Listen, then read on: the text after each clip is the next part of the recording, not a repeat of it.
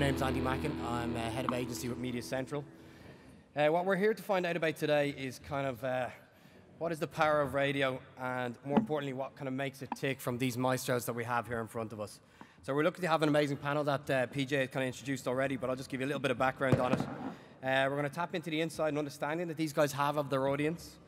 These guys in front of us, you know, they're the front line. They're speaking to these guys and hundreds of thousands of them every day across many, many different demos. So from this, we're hopefully going to be able to learn and just understand a little bit better about how we make radio work harder for us, for our clients, for the audiences. And I know from personal experience ourselves, obviously, when we receive briefs from solutions, there's nothing more that we really want to get everybody in a room and get everyone working together, and a collaboration is probably key. So first up, let me introduce the guys again. We have 50% of Dermot and Dave, Mr. Dermot Whelen. Dermot has worked with 98 FM, Today FM, and from his stand-up days really knows how to react instantly to audiences. We have Miss Anne-Marie Kelly, who presents Breakfast on Midlands 103, but has worked on Radio Cahey and Today FM as well. Mr. Michael Cahey, in place of Dan today from RTE. Michael's presented on 2FM for over 20 years, has been a producer on 2FM since 2004, across the station, and has been running RTE Gold since January of this year. Mr. Colm Hayes from Radio Nova. Colm is a programming director on Nova, also presents The Breakfast Show with Lucy Kennedy, and has previously worked with 104 and RTE as well.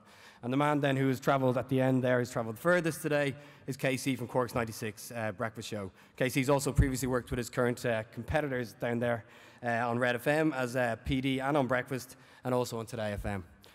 So I have obviously lots of questions to go through as well today with the guys, but anything you guys have, we'll have time for as well at the end.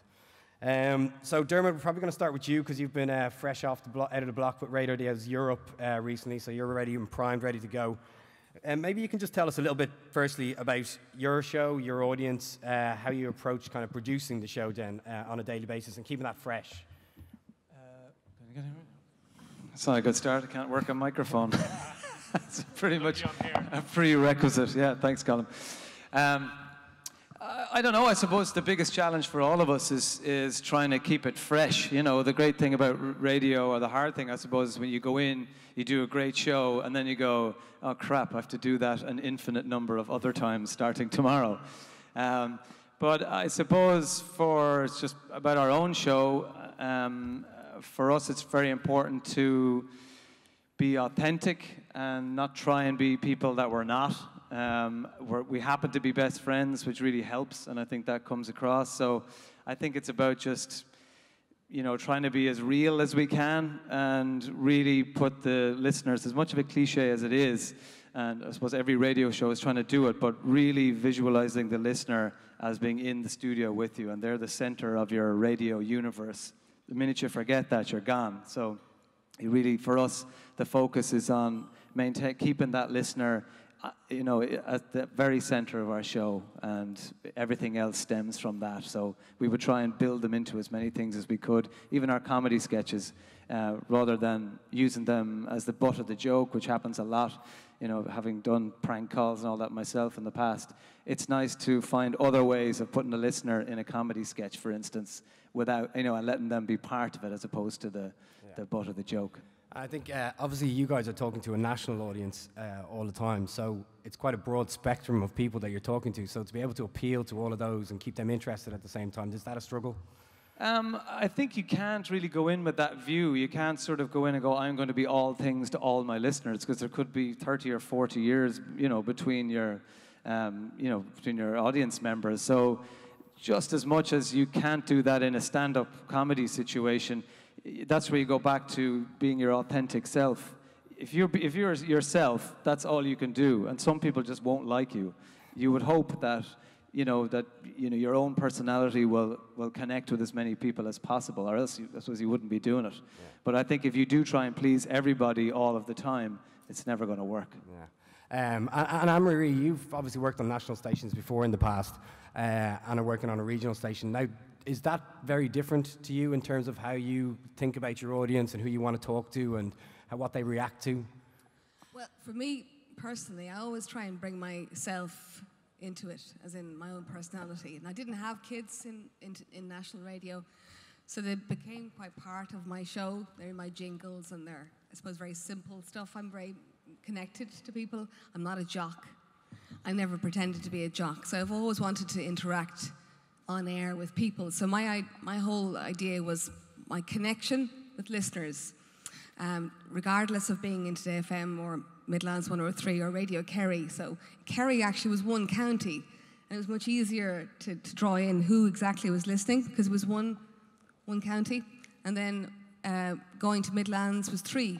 And again, you're varying from 25 plus to 45, female, male. But because it's the breakfast show, you're aware it's a family show. So I think I always was just myself. That's really what I always tried to be, and keep the competitions really simple and a bit naff, a bit silly, because I suppose an older lady and a younger girl can relate to something like that, as opposed to being me trying to pretend to be somebody I'm not. Yeah.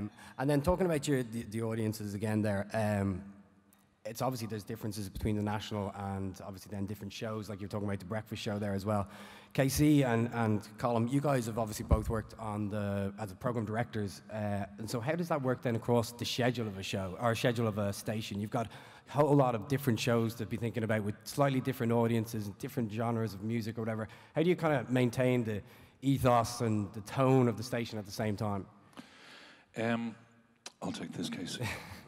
Okay. I think really, I mean, if you're going to cross the day, the first and most important thing, and like I presume there could be brand managers here and people from various PR companies and agencies, and the most important thing is brand. And you've got to understand your brand. You've got to love your brand. Your brand sometimes becomes more important than your own children because it is exactly what it is. It's everything about the station. So right across the day, I mean, I do a thing where every part of the station, everything you play, every ad that goes out, every promo has to fit into a number of rules. And if it doesn't fit into that, then it doesn't fit into the brand. So it's by getting you to understand the brand. But I think the first thing is to get everybody on air to understand the brand, what it's trying to achieve, what it's trying to do, where it's going to go, how it's changing at the moment. If everybody on air understands the brand, then they can sell the brand, and they sell it through entertainment and comedy and music and the ad spots and the creativity. So get your people to understand the brand. I think we're getting there. And then they can sell the brand on air. And then you're pretty confident that right across the day, the 7 days, that it's feeding into all those rules, you know. Yeah. There's a great book called, I think, The 22 Immutable Rules of Marketing. And if your brand doesn't fit into any of them, well, you know, dump it, get rid of it. It's got to be about the brand. It's more important than life, people. And Casey, what's been your take on it? Exactly what the lads have been saying. I think you can't build an audience in radio unless you know your audience. I know you mentioned demographics there, and for many years in this country, a lot of stations were trying to be a lot of things to a lot of people. And I think we've become very good at kind of streamlining and focusing on, okay, we're going to do this. This is our thing. We're chasing it and screw everything else. And that's what I think a lot of Irish radio has become really good at. And, you know, as I said, you can't build a brand unless you know your audience. But also, I think from a presenter side of things, unless your audience know you also can't build an audience. And that's down to a lot of sharing and a lot of openness. And I think, you know, as Dermot alluded to, you've got to be yourself, you've got to do your thing, and you've got to be relevant. But also, you've got to know what you're after. If you're going for 25 to 44s, you've got to have what a lot of people programmers, the best guys will tell you, is to have that audience avatar. Know who you're after. She's 33. She's probably a teacher. She drives a 10-year-old car. She watches Love Island. She listens to Ed Sheeran, but she's sick shit of listening to Ed Sheeran because he's on 15 times a day. That kind of thing. Yeah. So you really do need to know who you're talking to, and based on all your content and everything you do directionally needs to make sense to that perfect listener. And from around that, you can start to build your show, you build your brand, and then ultimately you build your audience. Yeah. Okay. And then, Michael, you've obviously, I'm obviously reading the bio here, over 20 years of producing and presenting on 2FM. Yes. So, what's changed then in terms over the last while to how you've changed your style and how you approach the shows and how you produce the shows? I'm sure it's changed quite dramatically even over the last 5 or 10 years, and we'll talk about social media and the influence of that in a little bit. Yeah. But what have you seen? I suppose, first of all, I've learned the last 20 years in RTE, which is not bad, you know. A huge amount has changed, particularly in 2FM. I mean, I suppose 20 years ago, 2FM was a station that really was all things to all men around the country. We had a very wide remit. Obviously, 2FM has gone through many reinventions over the years, but I think particularly in the last 4 or 5 years, Dan isn't here today, but he has done, I think, an incredible job at focusing the station with literally pinpoint accuracy on the age group we want to target. So 2FM knows its audience extremely well. We're a 15 to 34-year-old station. Casey, you were talking about you're the listener you think of. We think of a 25, 26-year-old person who's right in the middle of our bullseye, I suppose. And everything we do, I suppose I'm lucky in 2FM that I've been a presenter since '95, and I became a producer about 10 years after that, so I'm one of the few producers in there that was also a presenter. So you get to see both sides of the microphone. And literally everything we do now is laser focused. Every promotion we do, we look at it to make sure, will this appeal to a 25-year-old? Every caller we put up on air, we make sure, does this fit the 15 to 35-year-old remit? And because of that, it's actually showing great results, I think, in the last kind of 2 years or so, And then with that, again, like, the way people obviously engage and contact radio stations are would have been calls and texts and the red line, all the rest coming through. In the past, it's changed dramatically how people are engaging with your stations all the time. It's on different social platforms. We all have WhatsApp numbers set up and all the rest. How does that build into how you build your show around it? How do you kind of use that and think? Are you thinking that way when you're building the show? We can use this to try and get some engagement, get some traction, get some trending, or how does that work? Well, I know from 2FM point of view, WhatsApp and WhatsApp voice messages have really changed radio. I mean, I produce at the moment Tracy Clifford in the afternoon, which you might know, 1 to 4. And what we're trying to do there is create a really hot afternoon radio sound, 1 to 4. And I mentioned about, I suppose, picking the right callers to go on air, which is so important, that contributes to that. But WhatsApp is brilliant, obviously. You can edit it in advance. You know exactly who's going to air. You can be creative with mechanics, using WhatsApp callers as well. So that's it's changed the way we think of promotions and content, I think, in general, Yeah. And Dermot, I've seen you guys obviously are up on Instagram a lot more these days, creating stories. Are you thinking that way when you're building the show the whole time? Yeah, it's a bit of a head wreck at the moment, actually, because there's just so many platforms. But obviously, what KC was saying, you got to know your audience. So, if your audience is 15 to 25, then, don't be just asking them to text, because they don't. Certainly don't be asking anyone to pay for texts, because they're not going to. But, I suppose you have to take your audience into account. What platforms are they using? And then it can change. I mean, Snapchat was huge for us over the last 18 months or so, or 2 years even, with getting people's voices on the air. It was a brilliant tool. Yeah. And then, a Kardashian tweets about how crap it is, and that's our way of communicating with our listeners is gone pretty much overnight. Yeah. So, one way of communicating with them. So it's changing all the time, and you have to be across all of them. And, you have to decide, what are the main forms of communication your demographic are using, and you got to absolutely blitz it, Okay. And Colm, you obviously are a king of content as well from the past, and the snippets and the calls that you guys would have done on 104 back in the day are obviously legendary.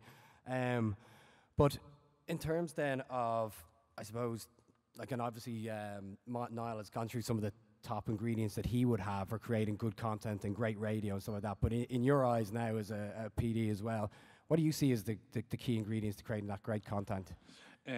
Look, we've done so many promotions, so many over the years. Some good, and by the way, back in the 90s, we never did drown that puppy, but that's a different story. But there's so many different ways of doing promotions. I mean, what it really is you could have a great brand, and they're coming to you with their idea, and they think, this is what we're going to do, and it just doesn't fit into the station at all. And then you've got the guys in the stations going goofy, we can swing off balloons, we can jump off roofs. The PD will love that. And the brand is going, no, that doesn't work at all. So you've got to come together, and there's got to be a moment where the brand that's come to you with the promotion has to have a little bit of faith in the creative and the creative team. And again, the creative team has to realize, shit, we want this brand on air.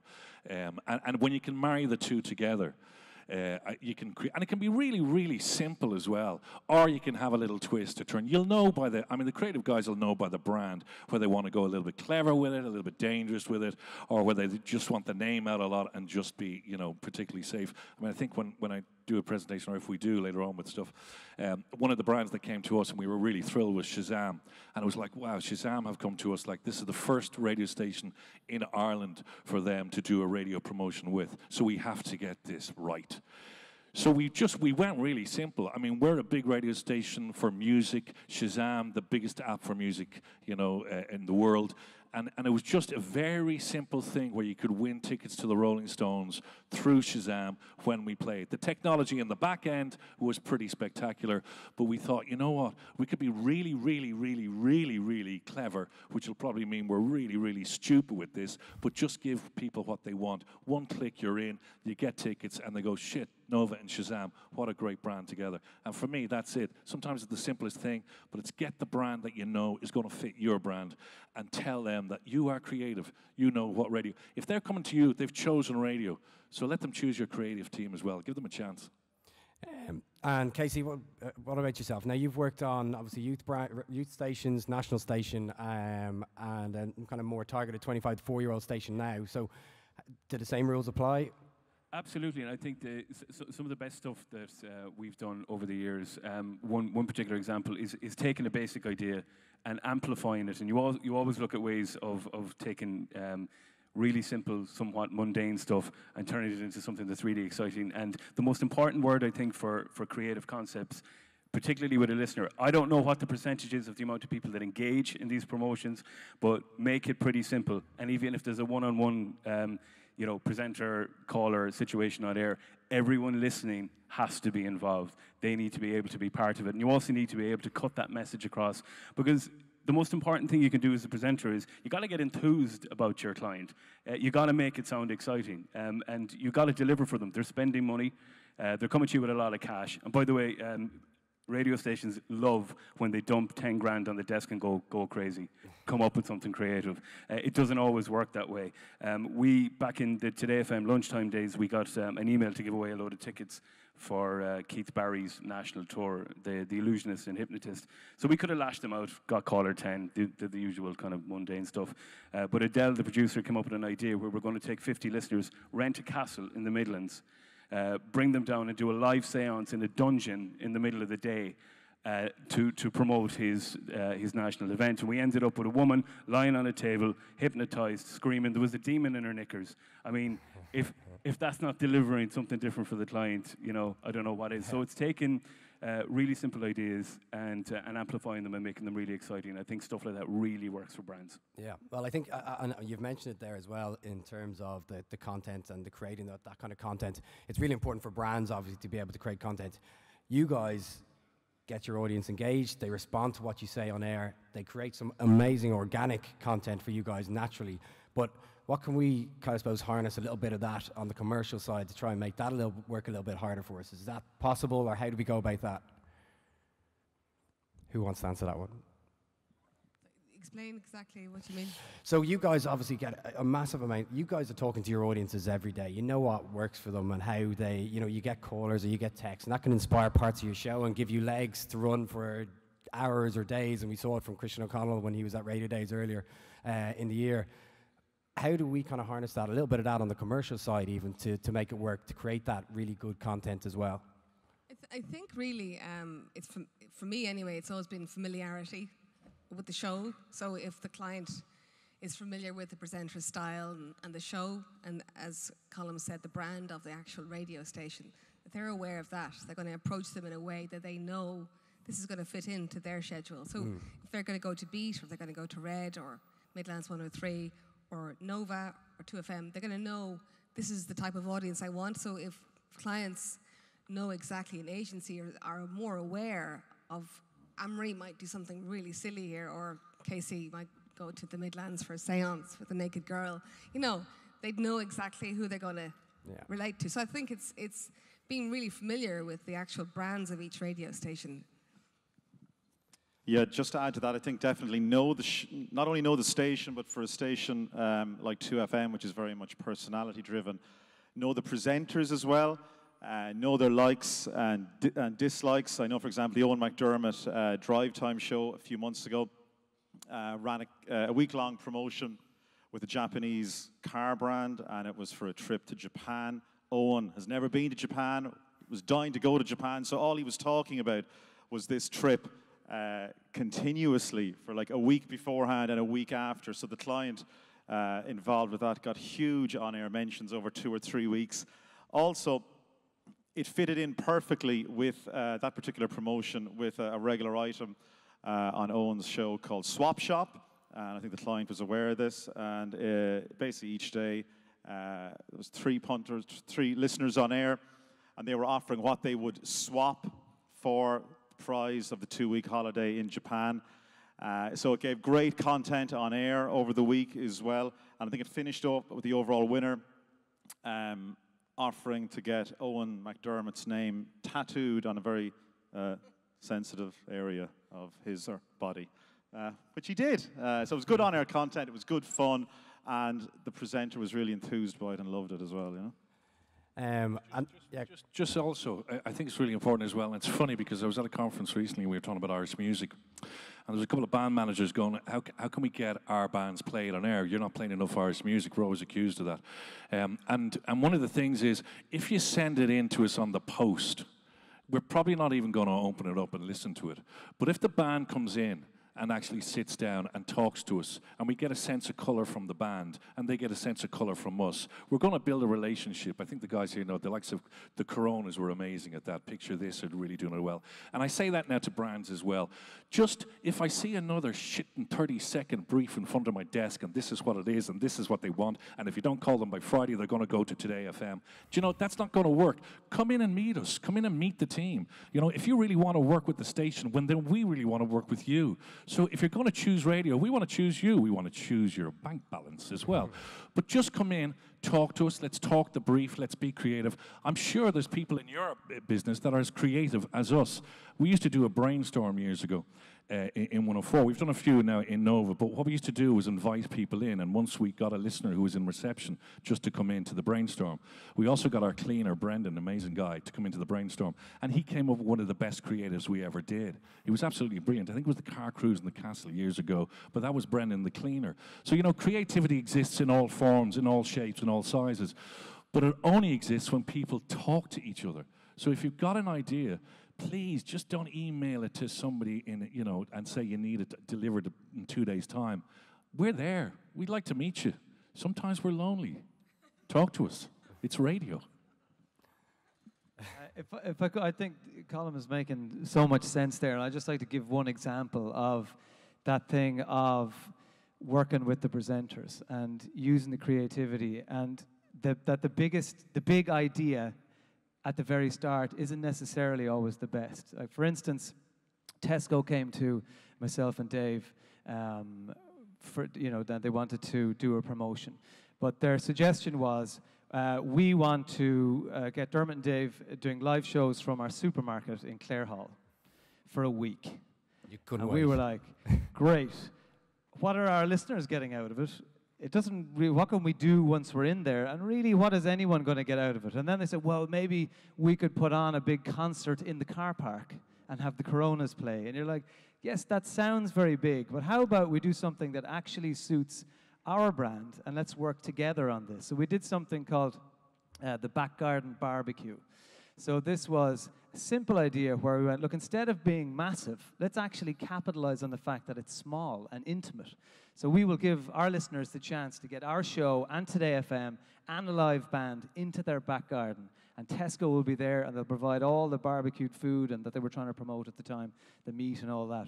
So what they got out of it was beautiful videos, really entertaining content, because we use the listener's house as a racetrack for doing competitions and races and things like that. You know, we had bands like the Academic playing in the back garden, you know, in their shed. And so visually online, it looked fantastic. It was different. It sounded different on the speakers, so we were getting something out of it. And we started to build that relationship with the brand, with the agency and with Tesco itself. Then, because it worked so well and they enjoyed working with us, when something big came along, they jumped on it, and we jumped on it. So the Euros happened, and Ireland got out of the group, and we had another match in France to go to. So Tesco swooped in with a private plane, and we took 100 listeners over to Paris for the match. And it was absolutely brilliant. And that was the big thing. But it was at the right time, and it was the right big thing. And because our relationship developed, they then came in and sponsored our show for 2 years, and the station got a whack of money. So that's what you want to see. You want to see that relationship that Colm was talking about, the trust of working with the presenters and giving us enough time to develop something that's actually going to last and will have the brands coming back for more. Yeah, absolutely. I think we'd all want to do that.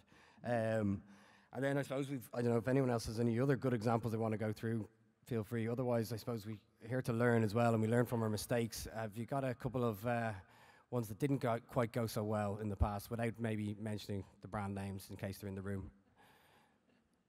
No? Nobody wants to mention that one?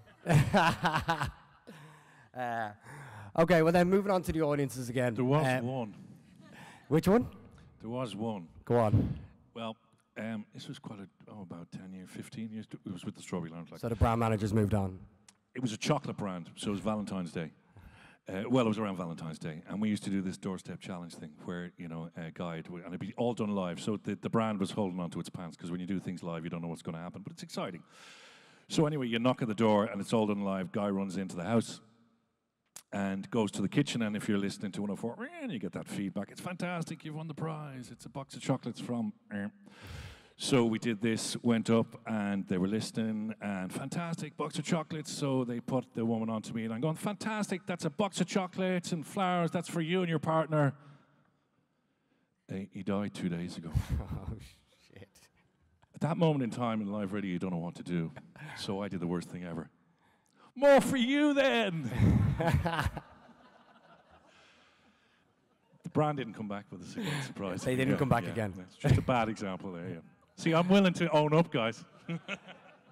Anyone else?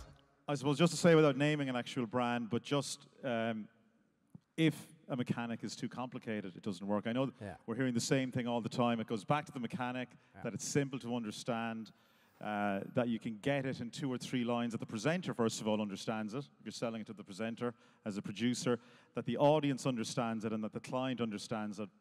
So to generalize, once the mechanic is simple, it'll work. But yeah, any of the mechanics that maybe didn't work as well on 2FM over the years were ones in which the mechanic was complicated, different layers. You got to get a password from here and put it there, whatever. They were the ones that kind of generally didn't work over the years, And in terms of that as well, look, advertising is complicated as well, and there's lots and lots of different platforms for people to try and for advertisers to try and contact their audiences these days and get them engaged. So from your side, I suppose maybe KC, what's the toughest audience for you guys to try and engage with these days? The toughest audience to engage with, the people with really bad hearing, first of all. That's a good start. I suppose the challenge has been for radio over the last few years is that younger demo. It's been talked about quite a lot. How do we get more younger people interested in radio? When we were growing up listening to radio, there wasn't, you didn't have as many distractions, you didn't have as many entertainment platforms. You got your music from radio. Music is everywhere. So content is king. And that really is what's going to drive radio over the next few years. And I think we're really lucky with the group I'm working with now, with 96 FM in Cork and C103. We're part of Wireless Ireland and Wireless UK. And there's a fantastic group strategy to drive content through all platforms, but ultimately using social media. I think, as we mentioned a bit earlier on, one of the big mistakes radio stations are making with using social media is sending people from the radio station out to Facebook pages, out to Instagram. You should be doing it the other way around. You should be bringing people back to the station. Everything should lead back to the station.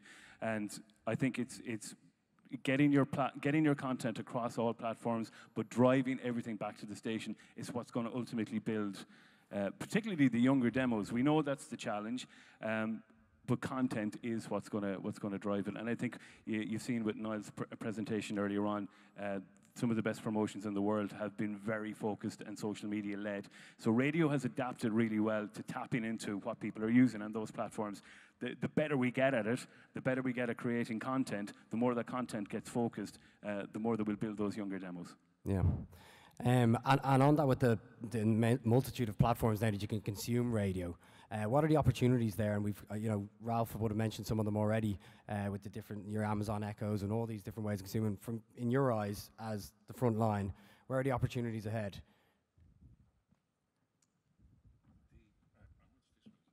There you go. Do you know this?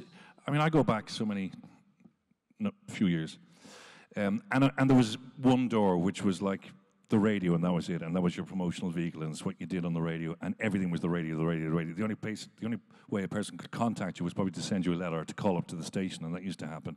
And then you slowly went into phones and then text. But I think that the radio, and the reason that it still exists, and I think the last research showed that 84% of adults every day still choose radio in Ireland. I mean, that is huge. There's people around Europe don't get that. And they go, oh, you're messing with the figures. That's usually the Italians, because that's what they do in general elections. But it's a huge figure. It shows that we're still doing something right. And no matter what, if we, embrace Snapchat, which we do, or we embrace, WhatsApp, we're very fast at embracing any new technology that comes along. We're sniffing it out. We know exactly what to do with it. It's not like we're 3 or 4 years behind, I mean, we spotted Netflix, but we weren't in television, so sorry about that one, RTE.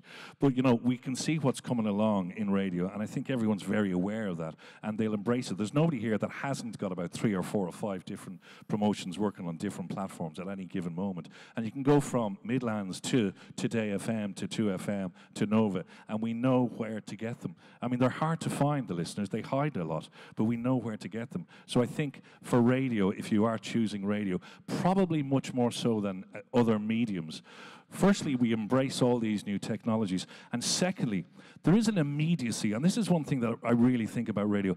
There's an immediacy with all these new formats, WhatsApp, Facebook. People want it now, want it now, want it now. Radio can deliver that because we're live. TV can't do that. Big brands can't do that because the promotion is going to have to get printed and then it's up in the shop and then they'll contact the winner. But if they come to radio, we can use the immediacy of social media because we're live, and we're still there, and we'll always still be live. And I think that's why 84% of people still choose us every day, because we're live. Brilliant. Any other thoughts on that, guys? Yeah, I think in relation to that as well, if you're in a car and it's 10 to 9, and you can create a sound picture, which I came in about 2:30, and the idea of the spaceship and Red Bull, the whole idea that you, as Colm said, have that ability to get inside the car or at the kitchen table, which, yes, phones can do that as well, but it's there. You can have your breakfast and you can hear something and you can pick up on it and come back to it again. And it's like, again, human connection. I think that's what radio for me has always been. You can call it old-fashioned, but it is human connection. And I think you don't get that from your phone. I know we're pushed for time. We've got Danny O'Reilly from the Coronas coming up along as well now shortly, but we're going to open it up to the floor and ask a few questions if anybody has any questions before the guys head on. Hands up if anyone does have any questions. Hi guys. We've talked a lot about the quality of the content that you guys produce. What are your thoughts on the quality of the advertising commercials themselves? Do you think it's a high standard? And do you have any kind of standout ads that would come to mind? I think one of my pet hates is always, how are you, Mary? Did you get that new ticket? I did, yeah, isn't it great? I really always tune away. And maybe it's because I know that they sat down and wrote a script about Lemsip, whatever it was, and they thought, they didn't put much thought into it.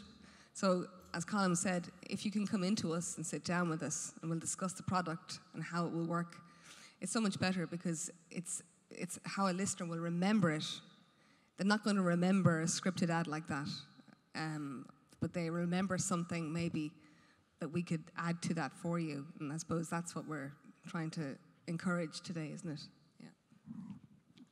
And I think as well, when you're coming to any of our stations with an idea for a promotion, this kind of sounds so obvious, but give plenty of time as well. It's hard on a Friday morning at 9 o'clock if someone's suggesting, let's do a great week-long promotion the following week, to kind of be creative, to get into production, to make the elements, so to try and engage with us as early as possible as well.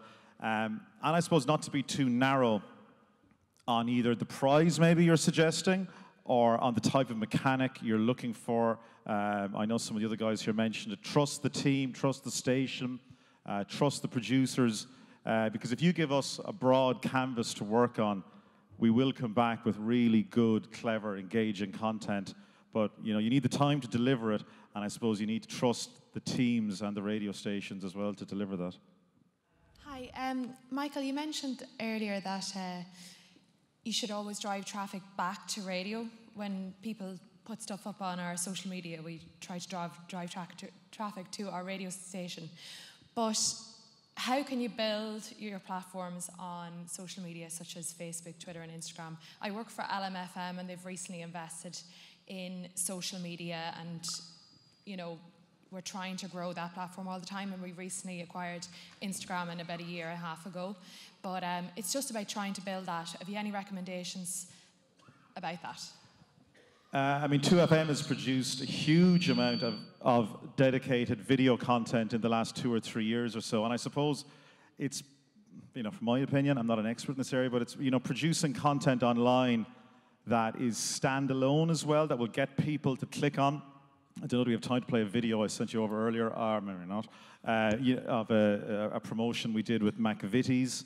It was linked, it was a cross-station promotion over a number of weeks on 2FM, and we sent Carl Mullen, who's a reporter on the Owen McDermott show, and he went around the office kind of with a megaphone and an air horn, kind of frightening the bejesus out of the staff, essentially.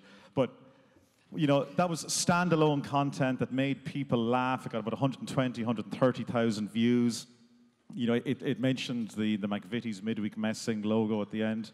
It mentioned the station, website address. So I suppose it's creating standalone content that people will want to watch, but then at the end, drive them back into the station again. Ireland prepares for an Arctic blast. There's a storm coming. I've used this to great effect before, to scare my colleagues. But I feel like it's my duty to use it for good this time.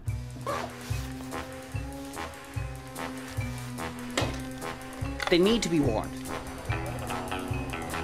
The beast from the east! Warning. Carl. Laddie, there's a storm on the way. I'm just I honestly think I've had a slight heart attack. Listen, mind that cold snap now. Screw you, Carl. Warning. Okay. There's a storm on the way.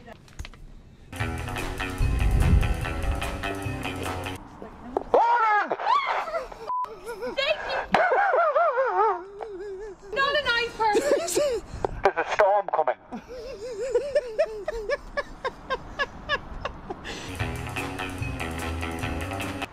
No quiz! There's a storm coming. I was under arrest.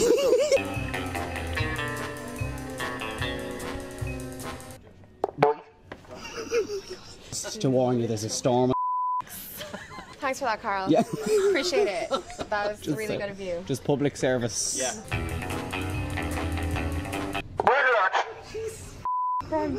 But there's a red weather warning.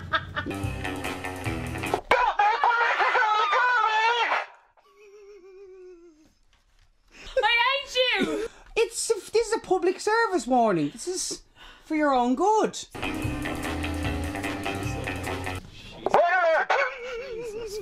There's a weather event happening. Okay.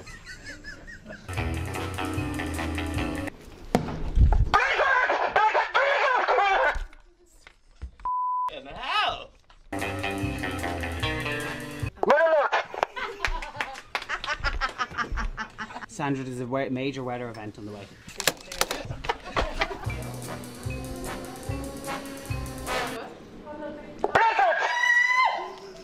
There's a blizzard coming. There's a... Oh, what? Just, there's a storm. I can't hear. Sorry. Like, I don't know what's going on here now.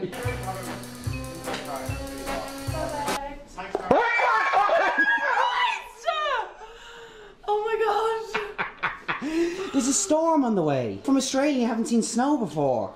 Oh my god, I hate you. I just needed you to know. Thank you. It's going to get very cold and snowy.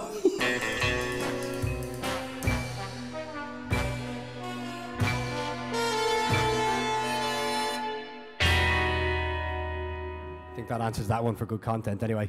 Any other questions then from the floor? Yeah, one down the back. I have just one question, actually. Just taking Jaffa Cakes as an example there.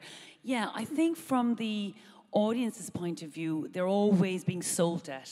There's a saturation out there in terms of brands always, I suppose, looking for the customer to buy a service or a product. And while the ads are really important and engaging, I think that radio stations should also be giving an insight into the company behind that brand. Maybe giving Jaffa Cakes, the corporation, some opportunities for sound bites, maybe around the corporate structure, or who are Jaffa Cakes? A little bit more education about them. That is a kind of a 360 view of a corporation, as opposed to always the brand, just buy the Jaffa Cakes. Maybe buy the actual story of the company as well. Well, they're just selling biscuits. See, I would disagree with you on that. I think they're selling more than biscuits. But if I go into the shops and I want a pack of Jaffa Cakes, I don't want to see the face of the CEO on it and where their banks are in the Cayman Islands and how they started out in 1967. I just want the biscuits. Well, in a very competitive market, which biscuits are in, I think that people are buying more. Biscuits are in, yeah. Yeah. But if I see his face in the Jaffa Cakes, I may just go for a hobnob. Yeah, I just think it might be an idea. There might be something there. It's a good idea. There's no bad ideas in radio. People want the story, and maybe it's a start. Hang on, Dermot's going to take it from here. Just to jump to your defence, I do think there is something to be done with that idea, and I think actually the podcast world are doing it really well. And I think anybody here who's familiar with podcasts like Startup might have seen something like that. So they have actually gone in to the corporation and interviewed, say, the guy, if it was McVitie's, you go in and you talk to the guy who puts the chocolate or on the Jaffa Cakes, and you talk to him, and your ad is essentially a real personal connection with a guy. That's his job, and it's actually kind of a mini documentary you're making about this guy, and you kind of use that. I suppose that's something you could do, but I kind of agree from a radio point of view, Colm, that at the end of the day, the listener, because it is such a loud and noisy place, the biscuits probably keep it simple. But there is a way of doing it. I'm being creative about that. I think if we get a brief... Just to take it one, and not to say anything, look, that's what creative brainstorming is there, So I'm dissing it, but I'm not saying it's a bad idea. And you've got another creative in the room that goes, you know what, we can still find a place for it on podcasting, and that's where it could work. Exactly. So I never say there is a bad idea. So it's like, that's that creative brainstorming there. So perfect. I think it could be a podcast on Radio Nova, so we can talk afterwards. Done. Sale. Okay, anyone else then before we close up?